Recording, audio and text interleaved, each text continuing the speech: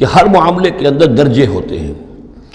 آپ کو ایک چیز بتائی جا رہی ہے، اس میں ایک درجہ اونچا ہے، ایک اس سے کمتر ہے، آپ اونچے سے اونچے درجے کی طرف آنے کی کوشش کیجیے.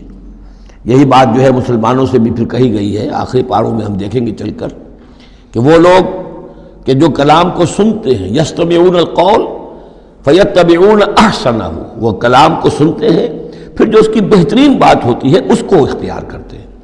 ایک یہ ہوتا ہے آدمی سوچتا ہے کچھ اور کمی والی بات ہو جائے، ڈھیل ہو جائے، رعایت ہو جائے، چلیے پاس مارکس مجھے مل جائیں، مجھے فرسٹ ڈویژن نہیں چاہیے، مجھے سیکنڈ ڈویژن نہیں چاہیے، ڈسٹنکشن نہیں چاہیے، پاس ہی ہو جاؤں. لیکن یہ معاملہ دین میں نہیں ہونا چاہیے.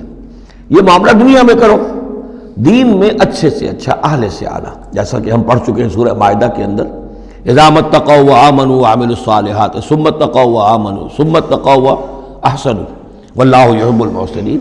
ہے جستجو کہ خوب سے ہے خوب تر کہاں، کیوں نہیں بہتر سے بہتر کی طرف جاتے؟ جتنا آج وقت لگا رہے ہو دین کے لیے اس سے زیادہ لگاؤ کل، اور پرسوں اس سے آگے تمہارا قدم پڑنا چاہیے، نہ یہ کہ آدمی جو ہے وہ پیچھے کی طرف دیکھے.